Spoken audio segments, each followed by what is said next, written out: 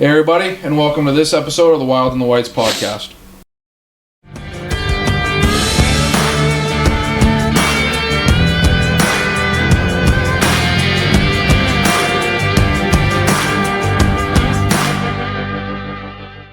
Well, and then there were two left at camp. The Great Northwoods swallowed Paul. We don't know where he went. Right? So here we are, just the two of us. And we decided that we're going to talk about something. I know Buckley's interested in it, so we'll talk more about it closer to season. Because we got a little, 2 months left before season. But Paul's just not interested in it at all, it seems like. We're going to talk about turkey hunting. We're pretty pumped about it. We're very much looking forward to it. I know we both expressed to each other that it's pretty much our favorite season. Yeah. In many ways. I love hunting deer. I know you love hunting waterfowl and deer and everything like that, but there's just something about turkey season. And what do you think it is? What do you think it is that you like the most about turkey season? I don't even know, to be honest with you. There's everything, I guess. Everything. I think, let's see. I'll start with it's spring. Trees are budding. Things are turning green. You wake up in the morning and birds are chirping and there's sounds, It's not this dead silent we have out here right now. Even in the fall, it's pretty silent coming into deer hunting, especially towards the end of season. Yeah, it's like things are waking up. Right. And then you're out there typically before daylight or right at daylight. And you're listening to the world. And you're listening. Actually wake up. Yeah, you hear cars way off in the distance. You hear animals. You hear whatever. Everything the insects coming alive because that aren't there in the fall, right? Yeah. And for me, I think too, it's cabin fever all winter long, and now finally we get outside. The weather's getting nice again. And you kind of break that that feeling of being trapped inside all winter, and you're getting out there hunting turkeys, doing all that kind of stuff. I think that adds a little bit of the allure too. Yeah, for definitely, me. Definitely. So I'm looking forward to it. I know you are, and I know that we're going to try to get Buckley onto some turkeys. He's really looking forward to it. We'll get Paul in there too. I hope so. I think we'll have to blackmail him or something. Right. We'll have to tell Mariah how many guns he's bought lately. Yeah. I'll hold it over his head. I'll tell Mariah how many were not actually mine or weren't his that I was just borrowing. I didn't borrow any of those.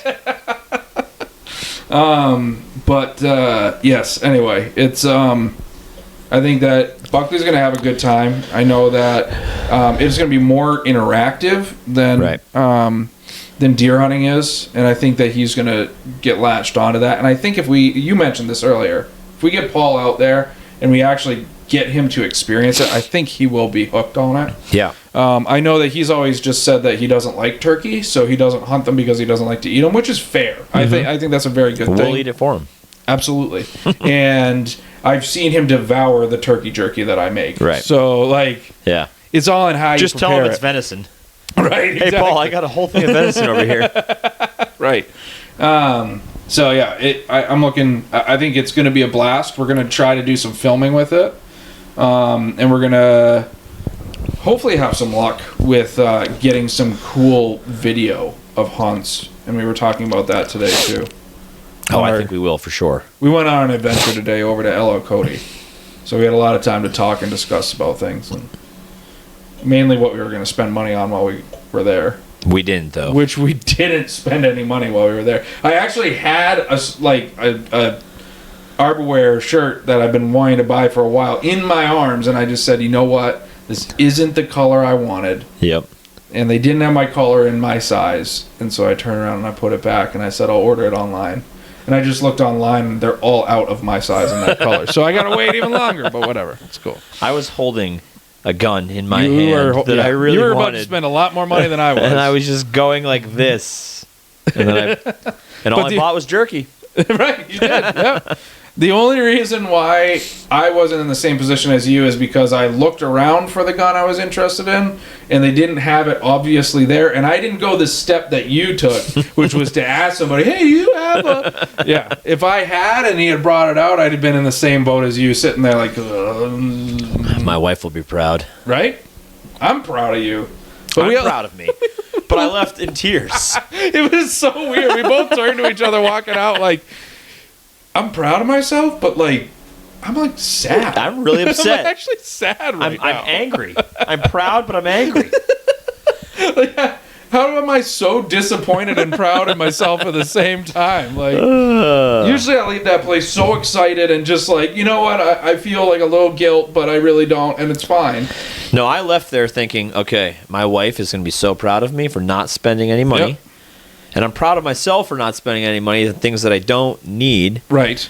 But then I literally was like, I don't even know how I feel. I'm a little upset. Like, we lacked that serotonin dump that you usually have when you leave. Like I wanted something in my hand. A very short-lived serotonin dump that usually doesn't make it back to Colebrook Right. Because by Colebrook you're like, oh my God, how much did I just put on the credit I don't know if I should have done that. Too late now. Yeah. Can't go back. Anyway, that was a side note. Back to turkeys. Oh, so, yeah, where we leave off. You've been hunting turkeys longer than I have. So what I'm kind of thinking, I'm going to ask you some questions. Yep. See if we're on the same wavelength here with how we do some things. But so you obviously have been hunting a while. So do you have spots that you just return to year after year? Are you scouting new areas because you are noticing a change in turkey populations? Like when you're deciding where to go, what's going through your mind? All of the above. Okay. All of the above. So I have there's several spots that I check every year. And there's fallbacks. Like I have these spots that are like my safe spots where, in other words, if I don't have a turkey roosted the night before, or I didn't see a whole flock of turkeys that day, like leading up to the next morning, or I haven't gone out and done a bunch of scouting, I have like 4 or 5 spots that I'm like, I know if I go there, I have like a pretty good chance of hearing something or seeing something. Okay. And I've actually had that happen. I've had several times where I've gone to these spots, totally not planned, like got up in the morning, said, what do I want to do? Gone to that spot, fired off a call, gobble, and then dead bird within like 20 minutes. So I do have spots that are like, I keep them in my pocket. I'll go there if I don't really have a plan. I don't know what to do. Yep. As far as finding spots, I think it's kind of all over the place. Like I have areas that I just think to myself, this seems like good turkey habitat. Okay. And I'll go check them out. Sometimes they pan out, sometimes they don't. A lot of times in the fall, if I'm hunting deer, I find areas that I'm like, a lot of turkeys around. I'll keep this in my head for the spring. Yep. We were in one together. Yeah. Yeah. And then there's times where I'm just driving down the road and I'm like, holy shit, look at that big tom across the road. Right. And then I look at the property and then I pull up my map on my phone and I'm like, okay, where can I hunt legally? Where's a good spot? Where are these turkeys going? And who can I contact to get in there for permission? Yep. And sometimes that works out. Do you hunt a lot of private land or do you hunt public land? A lot of private land, yeah. I find that that's beneficial if you can get permission on private. And that's pretty much kind of across the board for all species. But like my fallback areas are very like private. Yeah. No pressure. Yep. Like if you're calling to them, they probably haven't heard an artificial call since like the previous season when it was probably you doing it. Right. And then, but I do hunt some private or public land areas sometimes too. There's areas that I don't really hunt much. I don't hunt deer. I don't hunt turkey, whatever. But like I think to myself, this road leads out through a ton of national forests and a ton of this, a ton of that. And sometimes it works out. Like I'll go down those roads, and we'll talk about this probably, I'm sure, but like how we do it. But I'll go down those roads, and I'll call and go, and I'll eventually I'll come across something. Snowmobile trails too. Sure. I've just hopped on snowmobile trails before, and I've walked 2 miles, and eventually, boom, you get something to gobble at you. Yes. Yeah. So you said that like you'll be whatever, and you see something, and you're like, man, this looks like good turkey habitat. What does good turkey habitat look like to you? That's super tough because I've found that I've gotten into areas where turkeys love power lines and some open hardwoods. And then I've found areas where turkeys are in the middle of a golf course constantly. Yep. I don't know. I mean, they're always scratching. They're always looking for food. For me, I've been successful in some hardwood areas near open fields or even an open golf course. Yeah. But I've also had success. Like I've killed a few turkeys way up on the top of a mountain out in the middle of frickin' nowhere. Yes. So I don't know. I feel like there's just some I call them wood birds. Yeah. Where like they don't follow that usual pattern of like a wide open, no canopy area. Right. And they'll just use, like you said, like maybe an open hardwood patch as their spot to strut. Yeah. Where they still feel like they can. So like I guess that also leads into where we can go with that too. Is it's like during the spring it's mating season, right? So those toms are strutting around with all their feathers puffed out. And part of why you find them in those wide open areas is because they're trying to be seen by the hens. Exactly. So they want those wide open areas seen to stand and there. heard. Yes. They're very vocal, which is one of the reasons I think that I'm attracted to turkey season is because it's like interactive. All senses interactive. Yes. And it's like you can be so much more proactive, I feel. Oh yeah. You can be super proactive with deer when you're like on a track and you have that sign that you can, right? But otherwise you're being proactive with deer in the hope that something's there. Right. So that you're in the right moment and ready for it if it's there. In turkey hunting, you know it's there. Right. And you sometimes, but I've also had those quiet ones that, like in pressure, if you're hunting public land, and they'll just come in super quiet, and then all of a sudden you hear a little putt next to you, and you're like, where did that guy come from? Yep. But for the most part, we'll say you can hear them coming. Or either hear them coming, or especially early in the morning when they're on the roost, most of the time, not all the time, again, most of the time, they're going to fire off at least once. So if you're in the area, you're going to be like, okay, I know there's a bird somewhere over here. Yes. You know what I mean? So that's a little bit better than just going completely blind and hoping that something happens. Yeah, absolutely. If the other thing that I love about turkey hunting is you can set yourself up for success so well, because if you go out the night before and you roost them, right? Which I guess we can talk about that too, the roosting process. Yep. But basically, like, you go out in the evening, and turkeys don't stay on the ground. Right. At night, they get up in trees. Correct. So if you can find an area with that open that we're talking about, with some good roosting trees nearby, turkeys don't need a wide territory. Nope. They're pretty happy staying in a very small area as long as it's got what they need in it. And generally, if it doesn't have one of the things that they need, they will move and find the spot that they need and then stay in that spot. Right. They don't really...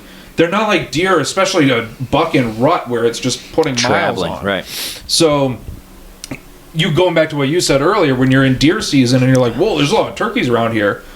If you're doing that in deer season and you're like, yeah, it's November and in May, this deer's not going to be there. Right. Maybe if it's doe, but even so, maybe not. Right. They'll probably alter their patterns a little bit. Turkey are probably going to be roosting in those same trees. Yeah, or at least close by. At least within a couple hundred yards. Yeah, it might not necessarily be that they're right there. Yes. But you can say, okay, there's a lot of turkey in this area. There's a high chance that if I come back in the spring, there's going to be turkeys in this vicinity. Which then leads you to the roosting, because you go out there, you make some owl calls. Right. And you pinpoint where they are, and you can literally, I call it, you put them to bed. Because, like, you just stay at a distance listening to them, and all of a sudden in the distance you can see which trees they fly up in, right? And you can be like, okay, now I know where I'm going to set up in the morning. Yep. It sounds like cheating, right? But then how many times have you set up that next morning and they do nothing like what you thought they were going to do, and they fly down and they're gone the other way, or they just stay silent, or and then you're like, you don't even know what's going on. Or another thing I've had happen a lot is you didn't see other birds. Yes. So like you're fixed on this bird. You said, okay, I know this bird's roosted in this tree over here. You're sneaking in before daylight, trying to get your decoy set up if you're using a decoy, getting your spot situated. You're trying to get close, but not so close that the turkey's going to bust you. And all of a sudden you sit down, and before you even do anything, you hear like, pop, pop, pop, and you're just like, oh no. Right above your head. Right there. Yeah, it's happened to me. Yeah. Absolutely. And a lot of the times I find I'll go out and I'll roost, and I'm so excited because I'm hearing the gobble that I get that tunnel vision, and I don't realize hens aren't talking back to that, right? So the hens are the ones typically that are going to bust you. And then they're going to signal that tom and that something's up over here. And they're all going to float a couple hundred yards away, and they're going to do their thing over there. And you could call all day long, and they might even respond back. But they just keep going away. And so I think that interactive part comes into play. So you have it the night before, then you can set up. But then you got to adapt. Yeah. If it doesn't go right, like, how do you do it? So like when I set up on a roost, I might be too impatient, but we've also talked about this too. We both kind of have the same technique of running and gunning. Mm-hmm. If I'm an hour after they got off the roost and I haven't got them to come into me and they've maybe moved a little bit, I'm not going to sit there and continue to try to get them to move to me. I'm going to completely readjust my game plan. An hour's way more than I do. Okay. So for me, like, it's probably half that. It's probably like a half an hour. Yeah. So we'll talk a little tactics. So like if I have a bird roosted and I know where he's at, or roughly, I might not see him go up in the tree. I might not know exactly what tree he's at, but the night before or early that morning, well before daylight, I have one gobble and I can hear, okay, I know there's a bird within the next 200-300 yards in this direction. I will try to get as close as I can without getting busted, which sometimes that fails because sometimes when they gobble, it's hard. Sometimes you're like, I think he's further away, and then you get a little closer and you're like, fuck, he's not that far away. Yeah. So you got to be careful of that. You got to get close enough that they can hear you and you can gain their interest, but you don't get too close where they bust you. So I'll get in close as I can, and try to figure out a spot where I think, okay, this turkey, if I make some noise, he's going to hear me. He's going to know something's here. Maybe I can put a decoy out over here. So maybe there's a good area that he can fly down and then strut, whatever he's going to do. That sort of thing. And so I'll do that. Now, once they fly down, whether I see him or not, sometimes I'm close enough where I can see him fly, and then I kind of have an idea what he's doing. Sometimes he'll fly right down where I want him to. Sometimes he'll fly away and come back. If they're gobbling right off the bat, like I'm calling, they're gobbling, I'm calling, they're gobbling, I'll keep going like this. I'll play it for a little bit. I'll do a little bit, and then I'll pause. I'll wait a little while. I don't want to call too much, but I want to keep their interest a little bit. But sometimes I found that if I do a little bit and then I wait a little bit, it's like almost like he's like, okay, what's up? And he keeps coming. But if they don't get any closer or they get further away, I won't wait. I won't stay in that spot for more than probably a half an hour. What I'll typically do is I'll pack up as long as they're not within eyesight where they can see me. Okay. Because I don't want to get busted. Because turkeys, once they see you, it's game over. Like you could call at him all day long. He'll still gobble at you most of the time, but he's never coming to you. Yep. So I will try to grab my decoy, grab my stuff. Okay, I think these birds are like moving that way. I don't know if he's with hens, if he's henned up and he's just not going to come to me. But what I'll do is I'll try to figure out the direction they're moving, or I think they're moving, and I will try to figure out how I can get ahead of them. And I'll leapfrog. I will get way out of their sight and I'll boogie up somewhere different and I'll set up and then I'll start calling from that point. Yep. And sometimes it doesn't work, but most of the time I've had really good luck with that. Like if I call over here and that turkey just won't commit, won't come. If I move, totally different spot, like move 200 yards this way and call, I've been able to bring them in. And I don't know what it is, if they're just moving that direction or if they, maybe they know something's up over here from me coming in or whatever it is. But now that I've moved, typically I can get something to happen. Yeah. And I've done the same sort of scenario with birds that have come. But now we're going the other way. Rather than going away from me, they've come in, but not quite close enough. Sure. They're like hung up at like 80, 90, 100 yards. And I know they're there. They're interested. They're strutting. They're doing all these things, but they just won't come that last little bit. If I can, if I'm by myself, I'll try if I can. If I'm with somebody, I'll definitely do this. I try to back up like 50, 60, 70, 80 yards and call a little bit further away. And it's like kind of like I move a little bit, they come a little bit. I move a little bit, they come a little bit. And that's worked really well, especially if I'm with somebody. I'll say, stay here, don't move. I'll go back 100 yards and I start calling again. And it's just enough to bring them that little bit where somebody can get a shot. Yep. Yeah, that makes sense. No, that definitely does. Do you find that works when you're by yourself? Can you get them within range? Are you basically like, do you get that hard to get type thing and they're like, whoa, she's running away from me, and like they get a little bit? Yeah, so I'll do the same thing when I'm by myself. It probably doesn't work as good, but one thing that I try to do when I'm doing it on my own is I won't call as much. So I'll decide, okay, they're not coming that short distance I need them to. If I can get out of here without them seeing me, I'm going to back up 50, 75 yards, I'm going to call some more. If they're responding, if he's gobbling, if he's strutting, if I can see him or hear him, and I think he's still somewhat interested, I'll do that for a minute really hard. Like I might change it up and really get aggressive with the calling. Yep. And then I'll stop and I won't make a peep. Yep. almost like I've left the area, like Yep. the bird is moving away, Yep. and I want him to be like, what the hell, Right. And he Right. keeps coming, and sometimes that actually works, where like I hammer hard, he gobbles like crazy, I hammer, he gobbles, and then I just shut up and I stop. Sometimes it doesn't, but Yep. No, I've had that same thing too. I think a move that's really worked out well for me is a really dangerous move, but if you pull it off, it's like a very high success rate. Where if they're coming in and they're coming in, and you know that they may have been like 200, 250 yards away, and they get to that like 80-yard hang up, and they're like, now it's your time. right. Because also, side note, on the same note, nature is for the hen to go to the gobbler. tom. Right, we're swapping. this. Correct. Yep. Yeah. So he's like, yo, I just went 2/3 of the way. I'm strutting. I'm making noise. Honey, you gotta come the rest. Yeah, get over here. So what I like, it's such a risky move, but if you can cut half that distance somehow, Right.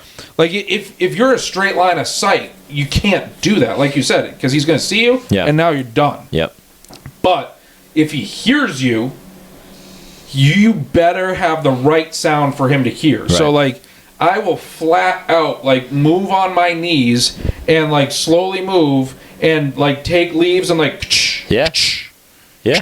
like I'm just pecking along, doing Yep. my thing, and try to close 30 yards that way, 20 yards that way, and just like look ahead and be like, that's the tree I'm going to, and make my way, and just slowly do that, and then do some calling.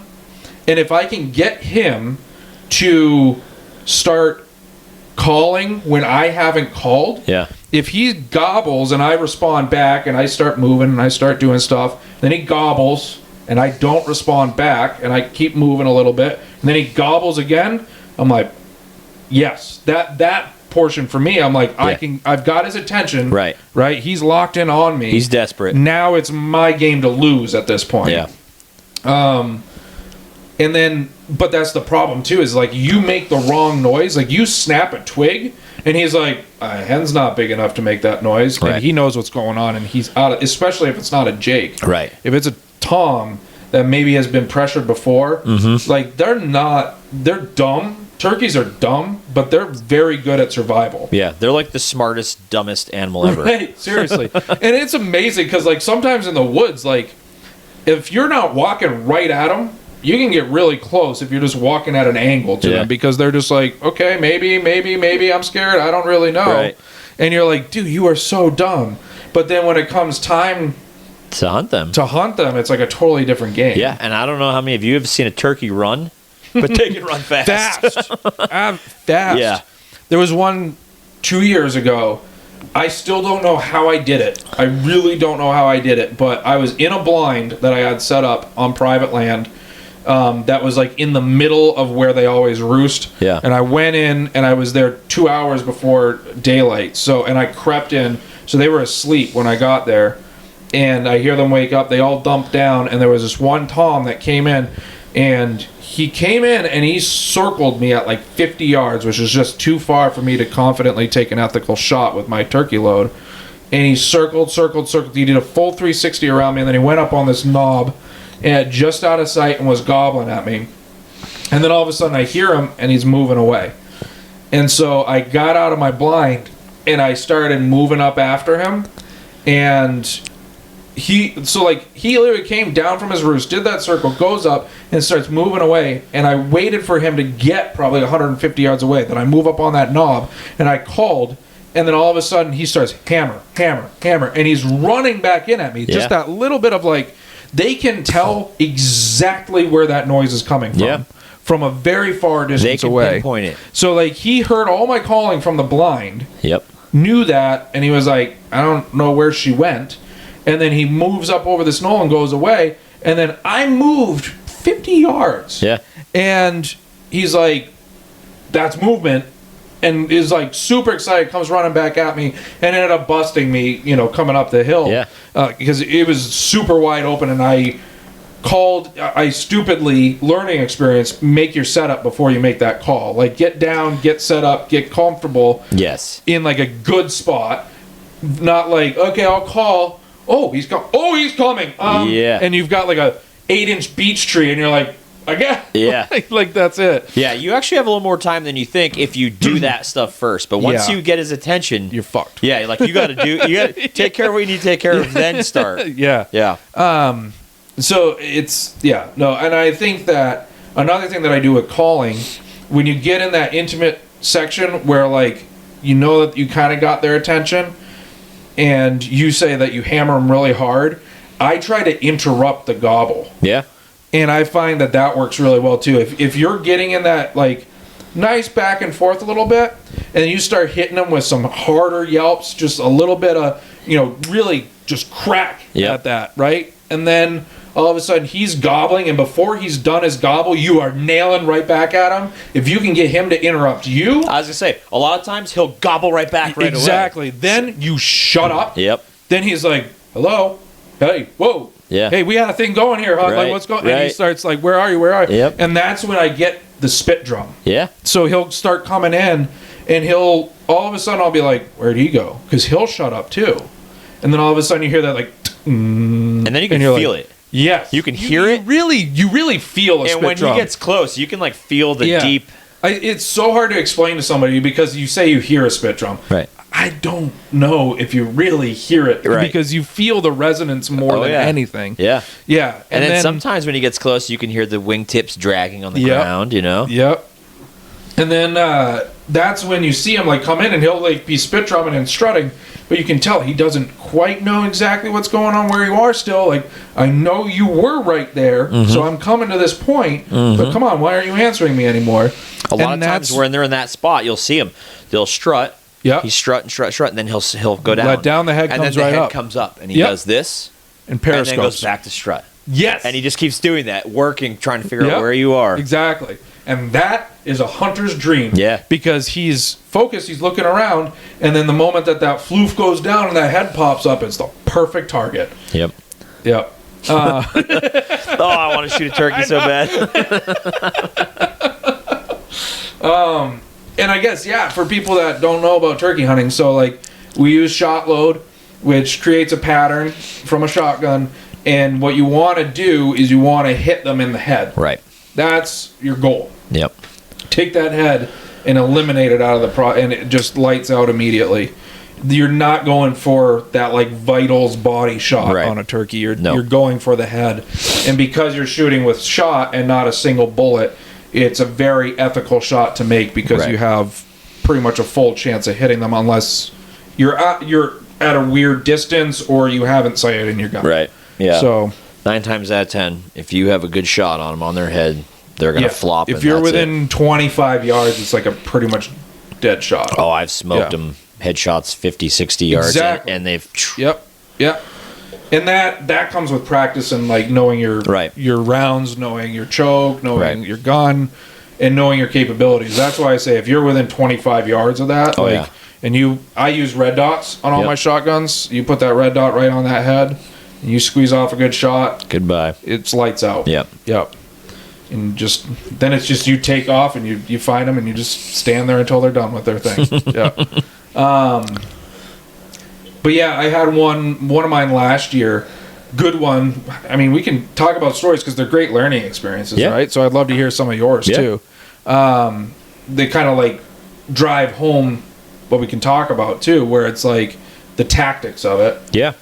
I set up right underneath the roosting area.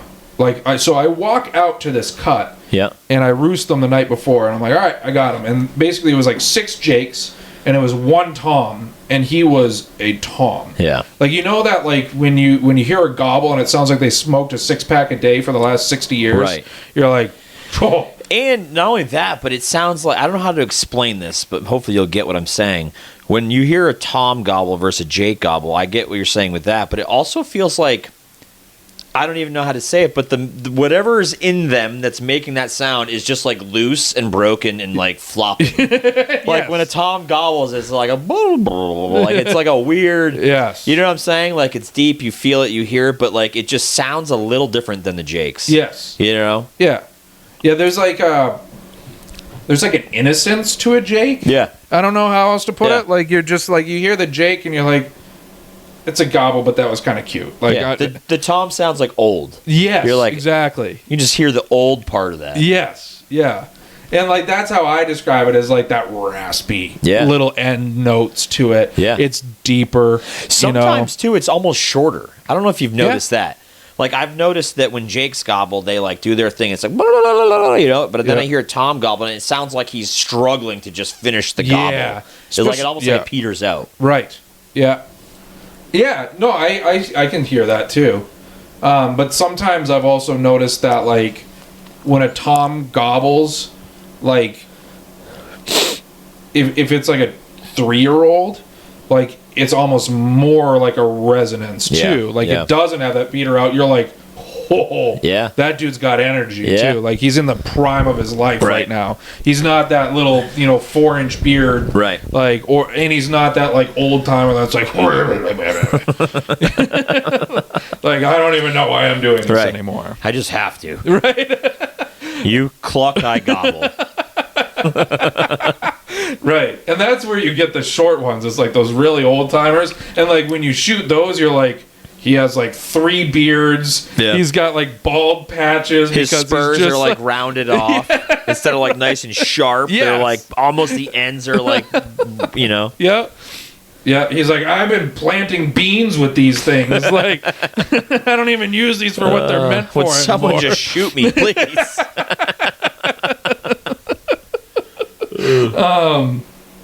Oh God, where was I going with this? But so anyway, so I roost all those, and then I'm walking out to my truck, and I get 50 yards from my truck, and I snap a twig as I'm coming out, and I hear up in the tree above me, and so I let out an owl hoot, and the woods just erupt with gobbles around, and I'm like, well, I'm gonna park there in the morning, and I'm just gonna plop in here and see what happens.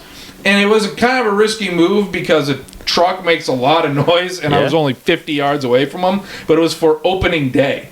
So I was like, might as well try. Yeah, give it a shot. So I ended up not shooting anything that morning, but 2 days later I came back. So it was 3rd day of season. I came back to that same spot. They were roosting in the same place, and I did the same setup for shits and giggles just to see what happened.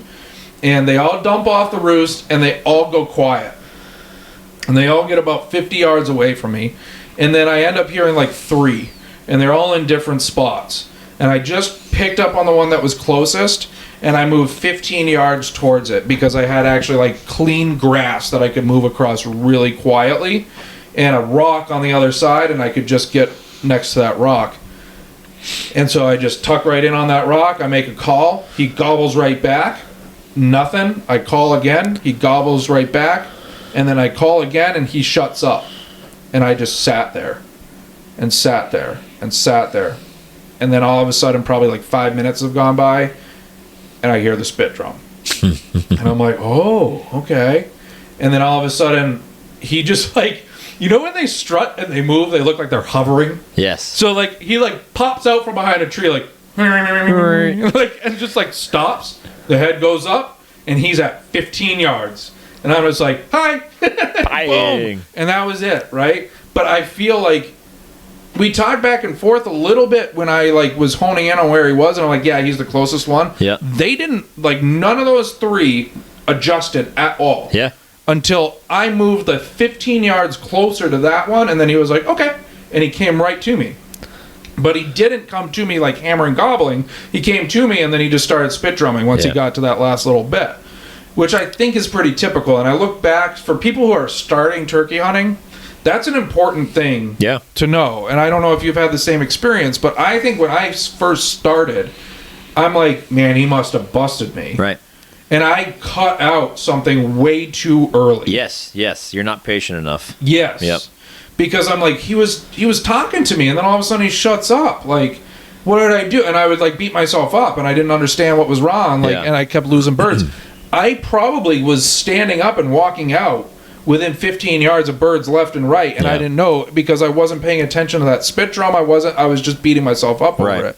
So people starting out turkey hunting, that's something I've really learned fairly recently. Like, be patient and listen for it. Yeah. And no, that's a good point. So but know when to be patient too. Yeah, exactly. So like, I'm the type of person, like we mentioned running guns. So like, I don't know. I guess we'll talk about that for a second. So I typically, if I don't already have a bird like pinpointed, like if I didn't get out the night before and roost a bird, or if I didn't get out there early, well before daylight, and I'm like, I got birds gobbling somewhere, somehow I came across something. If I'm moving, I'm like going a certain distance, calling, waiting for responses, calling, waiting for. I do that for a short amount of time, and then I don't waste any time. I move a certain distance away, do the same thing, and that's my goal, is to get a reaction. And sometimes it's one gobble. Sometimes I only get one gobble, and that's it, whether the bird doesn't interact with me or whether the bird comes and I shoot it, but it's silent after that. I'm just moving, looking for something that's interested, something that wants to talk for a second. Sure. I mean, I'm sure there's plenty of times I've gone by turkeys and they haven't said a word and I just kept going. But I also don't want to necessarily go after those ones specifically, because I feel like I've had so much success finding birds that are reacting to your call. And then they're either coming, or I at least can work around what they're doing. Sometimes they shut up and then it's over, or sometimes they shut up and I shoot them, or sometimes they gobble so much that even if they're not coming to me, I can make a plan. I can move, because I can locate them at any point. Like, I've had birds before where they don't come. I'm now like 30, 40 minutes into this. I'm like, I got to make a move. I got to do something different. So what I'll typically do is I'll think, okay, I think they're over here. I'm going to move this direction a little ways, and I'll do that. And then when I do that, I'll hammer off a call, knowing most of the time I'm going to get a response. And then I say, okay, this has worked well. That turkey is pretty much where I thought he was. He just answered me, so this is going to be okay. I can keep moving the way I want to move. Or sometimes they answer, and I'm like, shit, he went 150 yards the other direction. Well, you know what I mean? So now I'm like, I got to replay what I'm doing. So I like to run and gun. I like to move. I don't sit in the same spot for very long. Right. Unless, like you said, learning to be patient. If I have a bird that's there and he's interacting and I know that he's interested, but he just isn't committing, I'll do different things. Whether I move back, whether I decide to stay there, or I move left, right, whatever it is, move forward.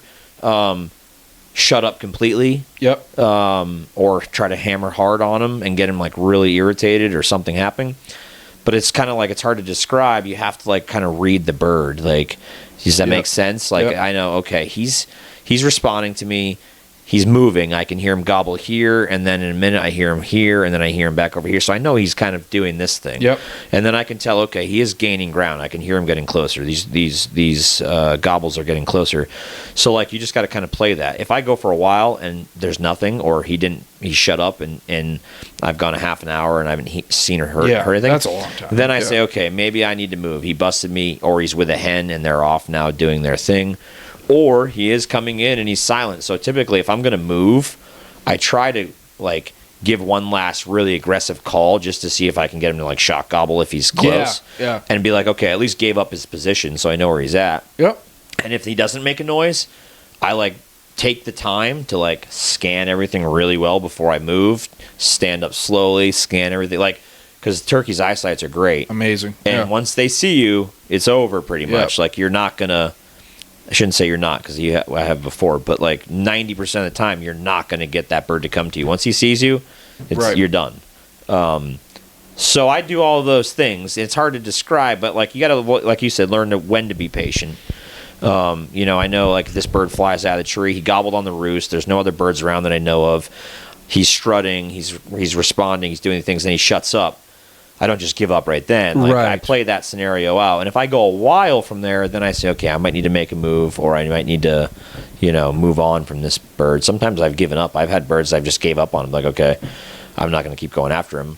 I've got other birds gobbling back here that I'm going to go try these ones. And it's panned out. Like, you go that way, and this bird comes in on a string to you the minute you start calling, It's all about kind of finding the bird that's in the right moment of their life. Right, yeah. You got to like read them kind of.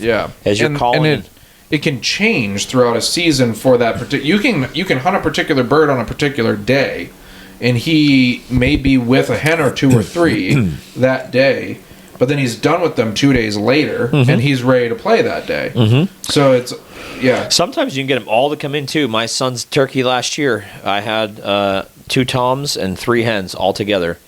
And they all came, well, I'll tell you the story, but we spotted them driving. They were off in a field, and we couldn't get close enough to get to them, so we ended up sneaking down to the through the woods by the river, and we made our way up the river, called a little bit. One of the toms gobbled, but they wouldn't come. They were kind of just doing their thing. Well, we ended up going through the woods along the river edge to almost to them. Like, I could see them through the trees at like 35, 40 yards. Yeah. And we stopped right there, and I called, and all of them, all 3 hens and both toms, all came right in. A couple of the hens were walking on a log right in front of us, and I'm like, looking at him like, don't, like, wait. And then eventually the 2 toms came through, and he shot one. But it's so weird. Like, sometimes when they're with other birds, nothing, you can't get them, and then other times you can get all 5 of them to come in. Have you ever? This just reminded me of a story. Have you ever pissed off a dominant hen and had them come rocking in on you? Yeah, making a shitload of noise. Oh, they don't. They let you know they're when coming. they get mad. It's like very vocal. Yeah. So there's like an alpha hen in a flock, and if she's like, they will be as protective over a male as a male will be against other males to hens. Like, that dominant female is going to get the guy that she wants. Yeah. And if there's a female hen making noise, oh my God, it's happened to me once, but I have never forgotten that day, because she was like 80 yards away, queued up, and all 80 yards she was letting me have it. Yeah, and she doesn't shut up. It's just constant the whole time. And she came in like ready to fight, and like just pops over this knoll into sight and knows I'm right there. Yep. And I was sitting in a blind. It was actually the same blind that I had my previous story at. And she like pops over this knoll expecting to see a hen, and you can tell she doesn't see a hen, and she like periscopes and is like, where are you? Yeah. Where, like, come on, let's go. You're not allowed here. Yep. Yeah, that was interesting. And it's so like, that would be a situation where if there was a tom on her, he would probably be following her too, and come in on that, and she broke away just to get this hen out of there, and then they can go back to doing their thing. Yep. So yeah, I guess that is true. So it's just about finding the right situation, and being a part of it. Oh God, I had something I was going to say, and then I lost it. But that's right. We were talking about tactics, so we talked about running, gunning. We talked about roosting. Yeah. What else do you like to do? Is there anything else? No. Well, okay. So I guess going back to running and gunning, I think that. So we've talked about cutting distance, and I can tell you countless stories on how that's worked for me. Mm-hmm. But I think that it's also, if you just cut distance, sometimes that doesn't work, because you have to know what type of terrain you're working with too. So I'll go back to the story of my second turkey last year. I went down to my dad's in southern New Hampshire, and this was one of those days where like I woke up early, but I didn't have a bird roosted, so I was gonna go out right at sunrise and try to get stuff on the roost, but I was super tired and decided, like, I was so tired I was almost like sick. Yeah. So I grabbed a couple extra hours of sleep, and I hit the ground at about 7 a.m. Mm-hmm. Like, it was pretty late. And I just walked out a trail. And this trail is an area where it's pretty flat, and it's all conservation land. And so what they do is they selectively cut this land over time. So they'll do a few acres here. A year later, they'll do a few acres there. So the whole area is all being regrown at different chronological times, if that makes sense. Yep.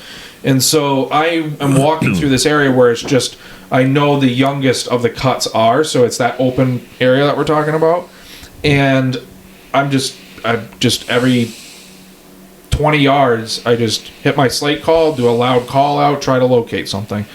And eventually I hear this gobble, and it's distant. And I look at my Onyx, and I see in a direct line, and I do a line in distance, it's about 320 yards away from where I'm at, is this cut. And it's all woods up to that point. And so I'm like, more than likely at 7 a.m. he's established himself out in the open. Right? And he's strutting and he's doing stuff, and now he hears this hen out there and he's like, hey, I'm over here. Let's come play with me. So I end up knowing that there's woods in between me, utilizing Onyx to do that. I know that I can cut that distance, and I look at the trail, and the trail, which is easy, quiet walking, is going to lead me within 180 yards of that cut. So I basically cut 100 yards off of that, and I called again so that he could tell that I was moving closer to him, and he responded right back to me. And then as I cut even more off, I cut about another 80 yards off. He responded back to me before I even called him, so I knew he was he wanted me again. I responded right back to him, and then all of a sudden I noticed that's not me cutting the distance anymore, because I had slowed way down because it was hard walking to be quiet.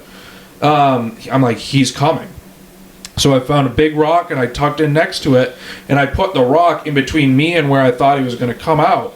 And it's just all thick woods that separate me, except for like this one strip, which is mostly the trail that opens up a little bit. So I'm assuming he's going to come right through that trail and stay in that open area.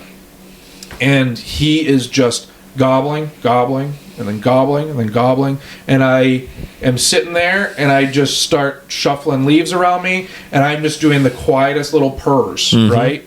And I do a little clucks and everything like that, and then he got really close. Like, we're talking probably 60 yards away from me. And he gobbled, and I opened up and cut him off with a really hard one. And all of a sudden, I thought I messed it up at first, but then I was like, wait, because he shut up. And then all of a sudden, I just hear, like, you know when they run? It's like... And then so I heard that, and I'm like, okay, so either there's a very small, bi-legged child running through the woods, or it's a turkey coming up on me right now. But I can't see him because the woods are so thick. So I just like sit behind the rock and I shut up, and then I hear the spit drum. I'm like, he is coming through the thickest patch of hemlocks that are like 3 feet tall. Why is he walking through that? Like, I'm ready to go on the wide open trail. And he ends up coming in, and he came right up. I couldn't see him until he was 8 yards away from me. And then, like, he literally pops out into this opening in those hemlocks. We lock eyes, and he's like, crap. And he turns to run, and I've already shot.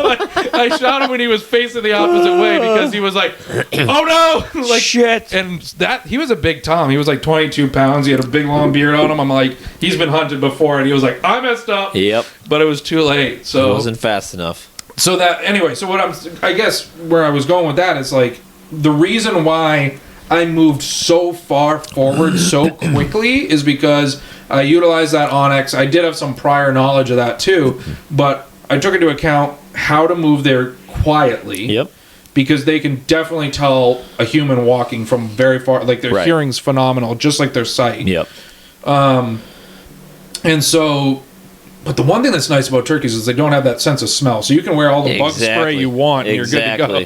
Which is very important during tick season to get that DEET on you. But that's a whole other thing. So I knew I could get up there quietly, and I knew that there was that one young cut, and I just basically banked on the fact that that's where he was. Because of the time of day, I knew that he had probably been established in that field for an hour and a half, 2 hours at that point. And he had probably roosted up somewhere in that area the night before and flown down, and he was hanging out there. And I just happened to get him when there weren't any other hens around, and I was his first lady of the day. So I just got lucky. Right. One thing you said though during that, which is what I do all the time, and I think it's something to mention, is when you were okay. Think I know where he is. I think this. Looking at your map, this is where I got to go. So what I want to do, I want to cut that distance. You mentioned you called, you got a reaction. You went a distance, you called, got a reaction. I do the exact same thing. And I do that because sometimes they might be coming to me. Sometimes I'm terrible at judging how far they are, because sometimes they gobble, and I'm like, he's a couple hundred yards away, but then sometimes I'm wrong. Sometimes I'm like, he's a couple hundred yards away, and then I start moving, and he's 75 yards away. Yep. Because I don't know if you've picked up on this, but if they gobble facing you and they gobble facing away from you, yes, it sounds very different. Yes. In like distance-wise. So I will try to do what you did. I will like, okay, he's over in this area. I go a little ways. I don't want to go too much or I'm going to get busted. I'm going to try to get a reaction. Even if I don't think it's going to be something that he's going to like come to, I'm going to do a call. I'm going to try a call, like soft, whatever. If he responds great, if he doesn't, I might like really cut hard. Yep. And he'll gobble. I'm like, okay, I have his location. I'll move more. And then I do the same thing. I'll go a little ways and I'll figure out, okay, I think I want to find out where he is now before I get busted. I'll do the same thing. So I don't do it so much, but I do it enough to be able to be like, he's going to give himself up. Yep. If he's interested enough, most of the time he's going to respond.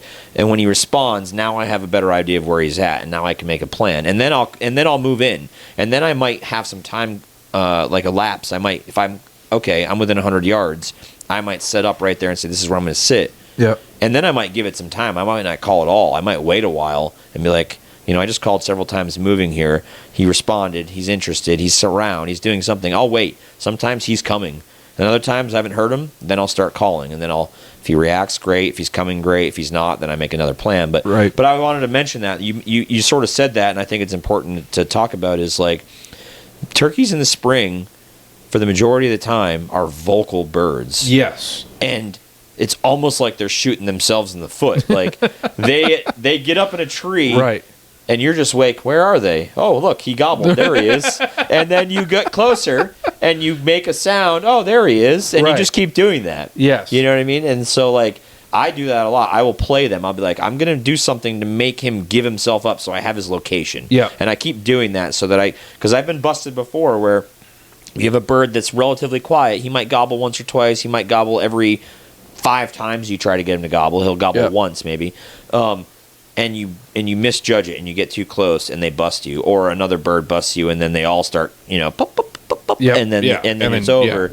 But yeah, so that was a good point because I do the exact same thing. I try to use his vocals to help me figure out where the hell he's at. Yeah, and I'll do what I have to do sometimes to get him to make that sound.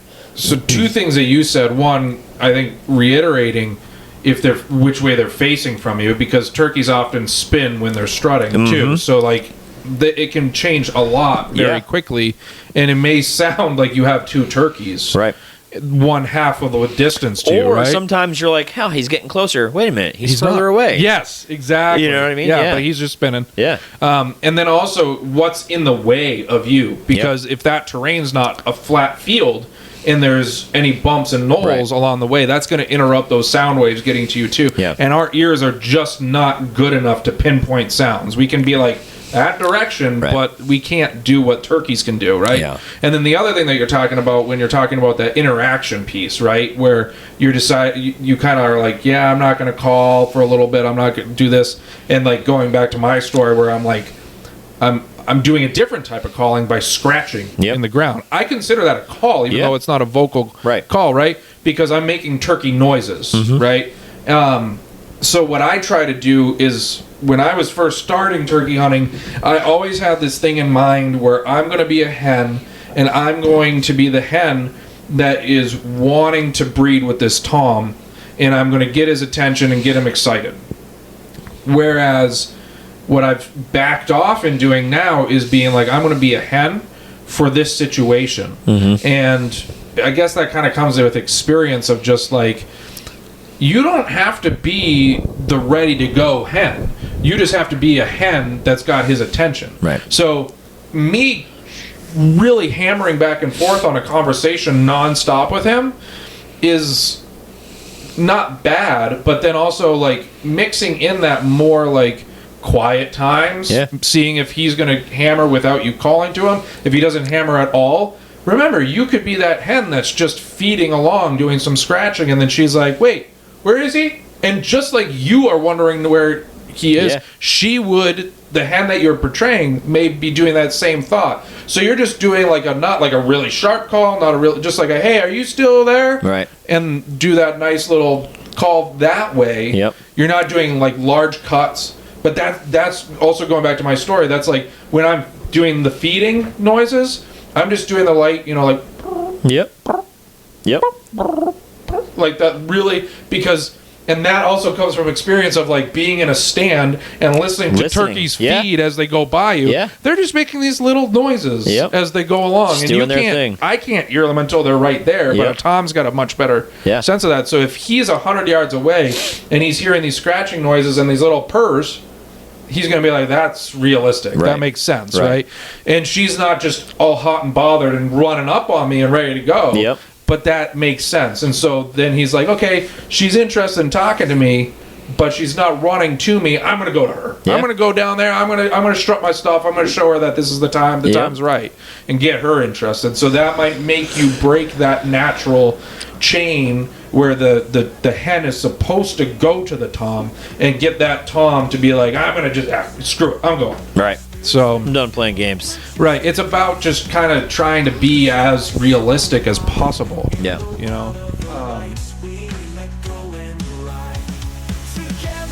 Thanks for listening to this episode. This was just part 1 of Tyler and I talking about turkeys. Tune in next week for part 2.